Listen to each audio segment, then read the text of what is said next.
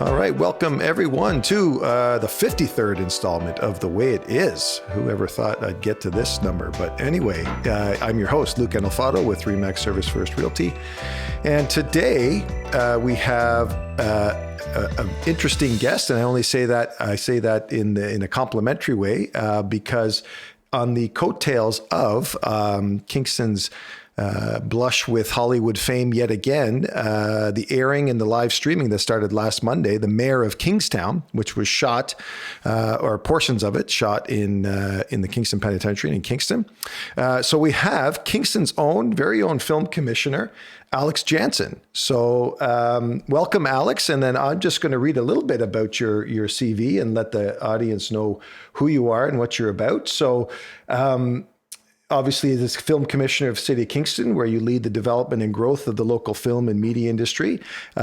Since launching the new Kingston Film Office in 2018, Alex has developed multiple new initiatives, including local training opportunities and incentive programs. He has been instrumental in increasing filming access to key locations such as the Kingston Penitentiary. Notable recent productions in Kingston include DC Comics' Titans, which was on Netflix, CBC's Murdoch Mysteries, and Star Trek Discovery for CBS. Alex has spent more than a decade running his own successful multimedia production company in Toronto. He has produced numerous award-winning films, video games, graphic novels, and interactive experiences featured by Cannes, TIFF, SXSW, you'll have to tell me that acronym, IDFA, and the New York Times, and many others. And prior to starting his own company, Alex built and led the home entertainment division at Mongrel Media, which I do recognize that name, one of Canada's premier film distribution companies. And he is the founder of the Canadian Film Festival and teaches part-time with Queen's Film and Media in all those hours that he has in a day. So welcome again, Alex. Thank you very much. So that's quite a CV. That's the festival. Okay. There's no way you would get that out of the way they word it. But yeah, it's a really fun festival down in Austin, Texas. Lovely. So, you know what? Until we started researching this, I certainly didn't know Kingston had a film commissioner. So tell us maybe just a little bit about that. How did that come to be, and where did that derive from? So yeah. So the Kingston Film Office, we've been going since 2018, but it's something I've been very interested in, I guess, for years. So you mentioned in the bio, starting the Kingston Canadian Film Festival. That was 21 years ago, and there's kind of an interesting time where there was a fair amount of production back around 99 to 2001. People still remember Vendetta. It was an HBO film that shot in town, or Feast of All Saints. And so there was a couple things that kind of came through. And so in running the film festival selfishly, like as a student at Queen's, part of it was like, well, how do you actually get a job? How do you actually like meet the industry and bringing the industry in? And it was an interesting time. I think the domestic film industry was quite strong, but there was also quite a bit of production coming in from outside. And a lot of that stuff was actually US then. And so it's something we looked at and proposed. Was actually year 3 of the film festival. So 2003, looked at the idea of trying to create a year-round film office, but just couldn't get the traction at that point, probably a little early. And so I ended up moving ahead into the industry as a whole and ended up continuing to remain involved with the film festival. And I sat on the board till year 10, but I went into the broader industry, worked in producing and then moved into distribution and whatnot, but always looked at trying to come back. So I guess about 10 years ago or 12 years ago now, when I started the new production company, I looked at trying to base it into Kingston and had some more talks then again on the idea of a film office. And then full circle, I guess how this came about was 3-4 years ago, through my own company, developing a mobile app for self-guided walking tours. So podcast style walking tours with augmented reality and virtual reality. So when you arrive at a location, you could see what used to be there through AR. You could go inside the building through VR. And I'd love to have done some of those tours within Kingston. And I'm teaching at Queen's and still had all these ties into it. And we were working with the guys who do the haunted walks, but on tours in Toronto. And so had a meeting with tourism at the time under KEDCO, saying, wow, I'd love to develop tours for Kingston. And then that turned into the talk of like the fact that there was a real interest in trying to bring in more production and build that sector out in Kingston. I think probably what created that initial interest was probably Crimson Peak, I'd imagine. That was where they took over the downtown square, and it was was Guillermo del Toro. And just, I think that one there showed the huge economic impact, the number of people involved, the number of trades involved, the hotel rooms, whatnot. So I think that probably helped kind of show that economic potential.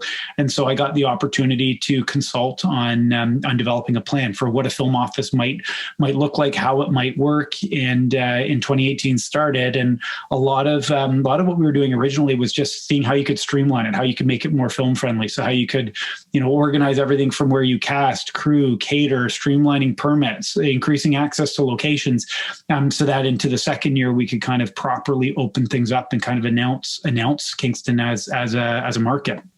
And so the big game changer for us was working with the Kingston Penitentiary, working with Corrections Canada, who gave us the opportunity to do a 5-month trial. And in that 5-month trial, that's when we had that first rush of bigger productions. We had DC's Titans for Netflix, Murdoch Mysteries, Star Trek Discovery. We did a couple music videos, one of which was when we first started talking with Hugh about his show for Mayor of Kingstown. And then fortunately, I think we were able to kind of prove that economic potential pre-COVID, because then of course COVID hit and things slowed down, but boy, have they ever rebounded. Yeah. So, I'm going to skip around here a bit, but you just touched on Hugh Dillon's name. So he's a Kingstonian, a Kingston product, and he's the executive producer of the Mayor of Kingstown, if I'm not mistaken. And so, obviously that's a Kingston connection that helped bring that. But given all the years you've been involved in the film industry and involved in the Kingston film industry, now that we're seeing these productions come, but years before and even now, what makes a producer in Hollywood or anywhere else say, hey, Kingston, Ontario, Canada, that seems like a good place to film? Like what even starts that process? How does that even get in their minds, like on top of mind for them? Okay, yeah, well, maybe first, I guess, so I'll pausing on Mayor of Kingstown, which is a more unique scenario, especially given the fact that he was co-creator and it had first come up with that idea 10, 15 years ago. So kind of putting that aside, that's one that's got a unique tie to Kingston. But what we found with a lot of the productions, there's a whole bunch of reasons productions shoot in Canada in general. A lot of it is really, it's the tax credits. You're able to get both a domestic tax credit and then a provincial tax credit that offsets your spend within it, the historically lower Canadian dollar. And then over decades now of being a leading sector, it's that infrastructure, and you're able to get some of the top crews in the country, the proximity between Toronto and New York, or on the West Coast between Vancouver and LA, specifically on the time zone side, that really helps. So there's a bunch of kind of reasons in general. I think now over it, there's just been such a build of infrastructure onto it. Of course, the historically lower the dollar drove a lot of that, but now we're at a point where we just have this amazing infrastructure and base. And so what we're starting to see within Ontario is record levels of production year over year, even actually coming out of COVID. By fall of 2020, the province was already back to record levels of production. And that's only going to continue because that infrastructure is there now. So Netflix has named their Canadian head offices are going to be into Toronto. So they already had a studio presence, but now their actual working offices are going to be right out of Toronto. There's been about 6 million square feet of new studio space that's come online over the last few years. So there's just this massive infrastructure. A lot of it sits out of Toronto, and then where it's landing into Kingston is that it's becoming increasingly difficult to shoot within the GTHA, the Greater Toronto Hamilton area, and so that's starting to spill over into these surrounding regions. And then I think we're uniquely poised because we're kind of a bit ahead of the curve in being able to service that and service it at a different level than a lot of communities do. So a lot of the time within communities where they don't have that infrastructure yet, a lot of what ends up happening is that it's kind of someone within a city office who's taking a permit request. We're trying to be a lot different than that. So coming from the producing side and the industry side, a lot of what we're doing is we almost work like a fixer. So we'll connect them right through to local cast, local crew. We'll help them out with the locations, with the caterers. We'll bridge them to the accommodations, and we're turning things fast. Like a lot of the time, the industry standard, the industry is really always happy to pay for it, but they kind of want everything yesterday. So we're at a point where now we're turning permits in 24 to 48 hours a lot of the time, and we're able to kind of navigate all the different touch points that they would have. So in the case of a show like Murdoch, when they were shooting in the Square, which would be a a much smaller scale than, say, Crimson Peak, but there's about 10 different touch points within the city that they need to be dealing with. Everything from from utilities to parking to police, to fire to traffic, even like the clerk's office when you're lowering the flag. There's so many different parties, and so what we try to do is work and make that process as fast and as seamless as we can. And then we've been building a reputation for it. But then the other big thing that drives to a Kingston would be just these truly unique locations that you can't get, anywhere else. And just the architecture is astounding. I mean, City Hall, Springer Market Square. I mean, Fort Henry, there's nothing else like it. And then, of course, getting Kingston Penitentiary into the roster now. And that's really 100% on corrections, kind of giving us that opportunity because it's such a foreign thing for what they would traditionally do. But luckily, we've got huge support there where they're just seeing how much of a benefit the production is to the community as a whole.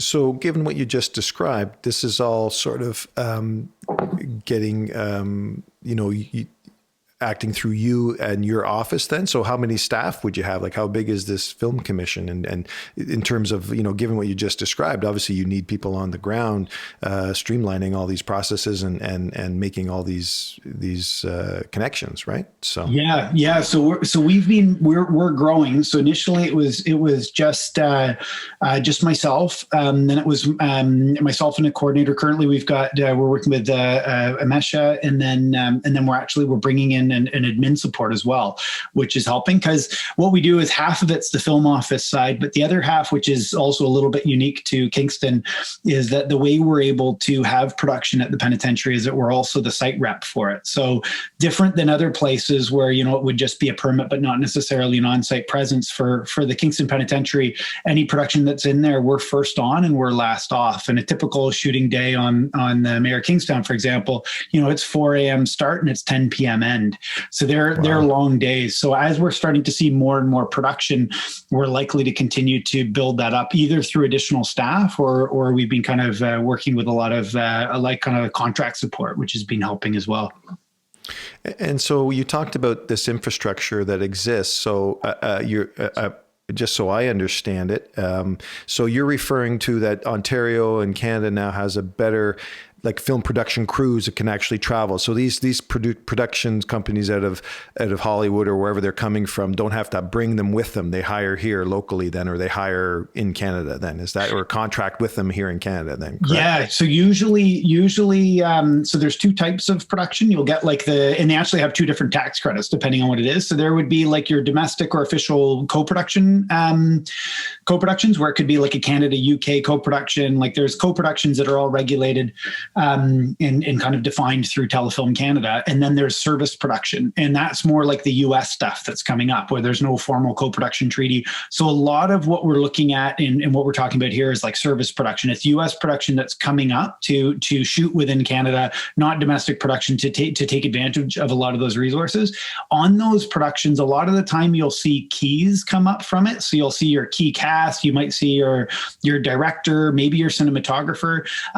So you might have those above the line key roles that would come up, or the producer, but then they'll partner with a production company within Canada, like a service production company. And then a lot of those key roles will also get filled locally, or sorry, not locally, but within Canada, usually all out of Toronto. So you'll see Canadian talent into those, and the tax credit is tied to your spend on Canadian labor.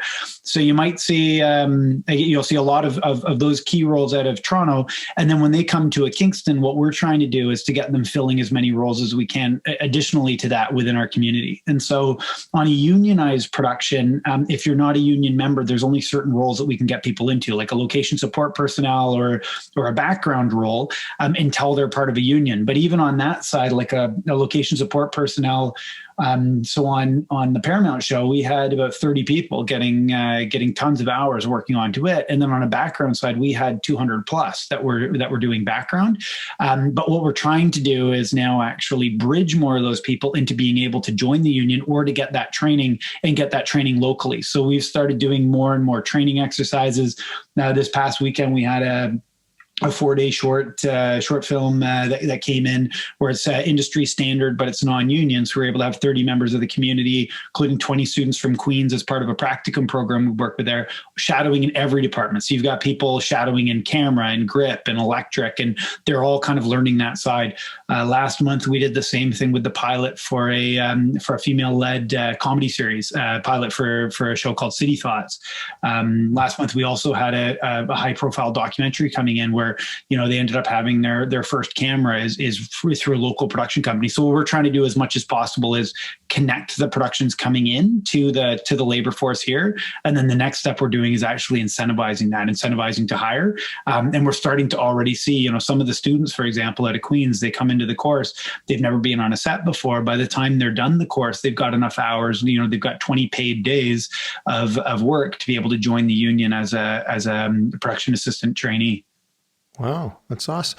And I have a question that I'm going to ask this one first, and then I'll come back to it. But I started this podcast obviously when the pandemic started, and most of the topics have been pandemic centric. And now that we're coming out of it, we're starting to veer into different areas and things. But obviously, and you've already touched on it. So the pandemic hit, there was stuff in the pipeline, and all of a sudden it was just full stop. That's it. And then now you're just starting to pick up the pieces again. Then is that it, or things are back to?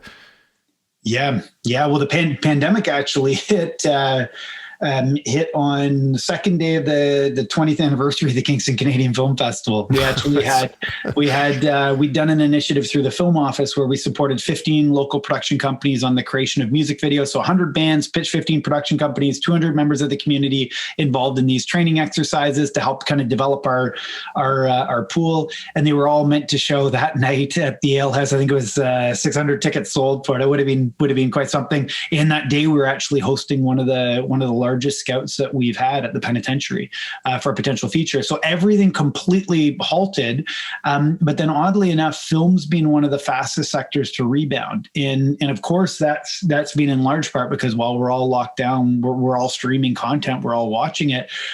So what we found is that the film industry has been one of the faster ones to respond at great cost. So we're seeing like a huge decrease in smaller local production, but in major production, they've been taking on massive amounts of cost in COVID testing.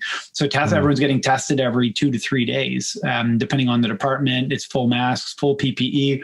I mean, it's huge restriction on-site COVID safety officers that are third party under the production, but acting third party to them. So, but that's how they've been able to return. And so for us, we went into full shutdown in March. By April, we even had some temp layoffs. And then by November was the first big production we had back between lockdowns, which was Locke Key season 2. It just went to broadcast. And we had a good run in there. And that was, again, a time where we were able to fill hotels while everyone was just absolutely hurting. And then, of course, the second lockdown happened. But we returned to full operation mid-February of this year. And by April, we had the pilot for Amazon's Reacher, a new TV series coming out next year. Then we had about 3 months, 3 blocks of the Mayor of Kingstown. And even then, we actually, while Mayor of Kingstown was going on, we had a 2-episode run of Murdoch Mysteries. We also had an end-to-end feature film entirely within the Frontenac region. And then by the time Mayor of Kingstown ended, we actually had to delay the next shoot behind it. So they came in right on the heels, which was the final episode of Dan Brown's The Lost Symbol, the new show tied to the Da Vinci Code. So just record amounts of production. It's been wild. So I am absolutely, embarrassed, I guess, but flabbergasted, because to hear you speak, and I'm a Kingstonian and I live and work here and I've been here my entire life, but I would never know that all of that is going on at any given day in the city of Kingston. So is it like, I guess, unless you're involved in the industry, you're not paying attention, or I'm obsessed down it. It's a challenge. It's like the double-edged sword. I feel like I've got one of the best jobs that you can imagine, but we're very rarely allowed to even talk about what we're doing because almost on all these productions, it's all NDA. And then the last thing they want is word to be getting out while they're in town shooting.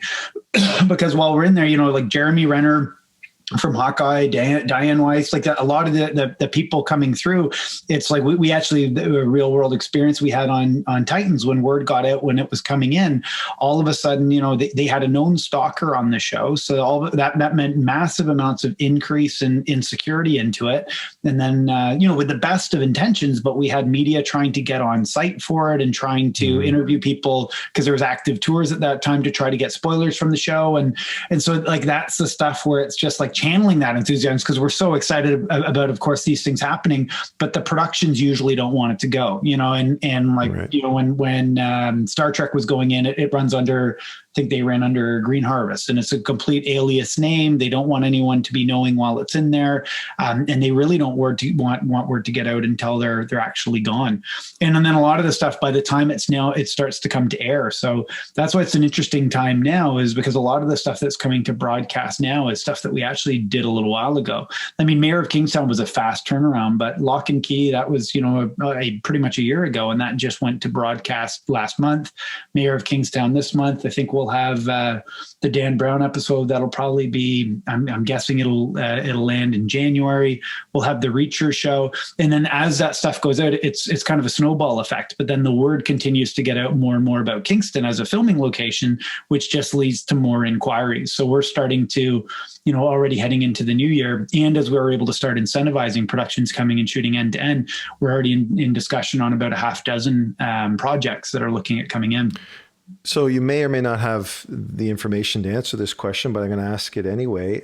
So what's your take, or do you know a ballpark of how much these productions are bringing into the Kingston economy on an annual basis and whatnot? Yeah, I mean, it's tough to say on all of them. Certain elements we're able to get reporting on, especially if we're incentivizing based on certain elements of it. I know, for example, on the Mayor of Kingstown, we're going to be over 2 million in hotel rooms alone onto that one there. So when you look at that, and at a time where hotels have really been hurting, I mean, that's been massive. There's a lot of additional stuff when we end up becoming in the middle. We get more transparency to a lot of stuff, or we're dealing with a lot of the suppliers. But there's also been ones, where a press release came out, and I got contacted out of the blue from someone from Greyhound who said, which was really, really fantastic to hear. They just said, thanks so much for helping bring the business in, because and we wouldn't have been aware of the 67 charters that they had on TWII, just bringing people in and out. I mean, at one point they'd taken over the entire Leon Center just to process background, and then running shuttles back and forth. And they, same thing, and then that's the stuff that, you don't necessarily make the connection to, but all the additionals, because a lot of the big spend, it's like, like lifts, like rentals for supplier, for equipment rentals, lifts, the whole works, washroom rentals, site improvements. I mean, for Kingston Penitentiary, there was well over $100,000 in site improvements. And that's everything from getting the old electronic gate going to replacing fence, getting gates going again, replacing every bulb, ballast, and light that wasn't working in the whole dome. And then on top of that, like even just on the COVID side, like all the testing during prep was all happening with a local pharmacy. And so then you've got about 50 people testing every couple of days. It's just massive spends on all these side areas. So does Corrections Canada reimburse you for improving their site, or no? Is that part of the deal? You got to do it on your own dime then. I think if anything, I'm much more indebted to them, because it's it is such a strange thing what we're bringing in, and it's so foreign to what corrections is really in the business of. But I think they've really gotten like just the impact that it has on the broader community, especially during a COVID year. And so they've really kind of made some special arrangements for us to even be able to have the productions going through, and same thing how we navigate the productions around the active tours as well. So we've been actually really lucky onto that side, because a lot of what we bring in, it's there's a huge amount of money, but it is also a lot of headaches that we're definitely saddling a location on, and the surrounding community too. I mean, the Alwington community was really receptive, because there was periods of time where you got 700 cast and crew on site. You've got helicopters overhead. You've got explosions happening, gunfire sounds, but everyone's been really supportive. Yeah, that's awesome. So I want to take a bit of a macro look now, a little bit, because I mean, from an outsider looking in, and actually back during my real estate day, well, I run a property management company, but I had sold a property to parents from Vancouver. Their daughter went to Queens. She did film, and then she went back to Toronto and Vancouver to do film and get into, because that's where the work was. So for me, from an outsider looking in, historically, it's been Vancouver, Toronto, and then Montreal, I'm guessing, right, as the main hubs of film, the film industry in the country. Is that a safe assessment then? Yeah, absolutely. I mean, that was one of the challenges. Like, even when I wanted to get into the film side, I would have loved to have stayed in Kingston originally, and with the film festival. And that was a big part of trying to find a film office. How was a way that I could basically stay in Kingston? At that point, I'm like, we'll do the festival half the year, do the film office the other half of the year, turn it into it. I mean, it was challenging, and there wasn't as much industry coming in and whatnot. And so it really did necessitate that you go to the larger markets, and even in the larger markets, it was harder. But I think now, like, Toronto's bursting at the seams. Vancouver, like the country's doing so strong, in record levels of it. And I think, like, what we're hopefully going to be able to do is make it more and more feasible to be able to live and work right here within your community. And COVID actually accelerated that. We've seen quite a few people make the move into Kingston and base themselves here. And then now, as we get more traction, and the city's really recognizing film and creative industries as a priority sector. They named it as such in April. That's allowing us to have more funds to be able to do more development, to make it more attractive for more production coming in. And then we're also already in talks with a couple parties interested in actually setting up shop and doing end-to-end production here. And then that'll be the next big change, is like when you get a production company that's able to operate year round here, and then that makes it a much more feasible. It almost moves a little bit more out of the gig economy and into a more sustainable year-round career path. Well, and then I was going to ask you what your reaction was if you'd heard the news, but I saw a news clip where last week they announced this, the $250 million investment in this massive media production hub in Toronto that's going to start. It's going to be a self-contained media production facility, I guess, right? So obviously that's going to help. Yeah, absolutely. And there's going to be more announcements like that. I mean, there's been a string of them initially with a lot of the studio space. More recently, like the Netflix announcement with their head office, this latest announcement that you're talking about, and there's more to come. There's a lot of even unannounced stuff happening through that we're seeing. So I don't see it going anywhere at this point. I think if anything, you'll just see more of an infrastructure and then more of a push out of it. And what we're already starting to capture is a lot of the domestic industry that can no longer afford to shoot into Toronto or finds it more difficult to shoot into Toronto. They're already incentivized with a regional bonus to get outside of the GTHA hub. So we're already starting to see a big influx of that stuff right here into Kingston. Do you see Kingston getting to a stage now that obviously there's a lot of activity happening and it seems like it's getting some traction here now, or even more so, I dare say, but could there be a studio that opens up here in Kingston, or like a designated studio in Kingston, or a site where production would happen? Is that something you foresee? I could certainly see that happening. I mean, there's the trick is that it's not quite one of those cases of like, if you build it, they will come, mainly in as much as that, like the two important conditions for it would be having a crew base here, and then having incentives to be able to offset, because the biggest cost, especially until the unions get their own setups into here, is like you're having to pay travel and per diem and overnight when anyone comes into here. So when you have a production, with 200 some odd people, I mean, it's a huge influx to us on the hotel side. Flip side, for them, it's a huge cost. So I think until we have more incentives to offset that, and we have more crew base, then and that's the stuff that we're trying to really address. And so on the crew base side, we started with info sessions, and we went into workshops with all the major unions. Then we started this practicum program, 20 students at Queen's, all credited and insured, to be able to work on to production. And then we'd been looking at opening that up, and we've got proposals out to, say, Skills Development Ontario and whatnot, to expand that out to multiple partners partners, and we've already got people auditing it, but where it's like LCVI, Holy Cross, Regi, they've all got a media program. St. Lawrence College, we've been looking at how we can team up more with it. And even like March of Dimes, but Corrections Services Canada has an offender release program. So developing the labor pool is one big thing. Incentivizing those productions to be coming in and then to be further developing that labor pool has been huge. And that's been already happening at a small scale prior to adding the incentive. And so that's one big piece. But then to get a larger incentive going, what we've been actively working on is lobbying government at a provincial level to try to create a Southeastern Ontario Production Accelerator Fund. And so this is, that would be what would kind of create the need overnight for studio space, but for so many more players and so much more crew is it's modeled after the Northern Ontario Heritage Fund. And the Northern Ontario Heritage Fund, it's a pool of upwards of 25 million that you're able to, productions can get $500,000 plus towards their spend within the region. And it's been operating in different capacities and different variations for about 20 years. And it's led to the point that Northern Ontario is now a $100 million industry. And so there's no reason that same model couldn't be applied to Southeastern Ontario, where there's already a natural demand for it. And we're already seeing that, and it would just accelerate it. And you could make the argument that Southeastern Ontario is more economically depressed than the North when you look at the growth, the growth percentages once you get outside of the east end of the Greater Toronto area. So I think that's one of the big things we're looking for, is to try to lobby creating that type of fund. So yeah, I think it'll be like building up the crew base, building up the incentives, and both of those will lead to it. And then I think that would be what leads to a dedicated purpose-built studio space, the demand for it.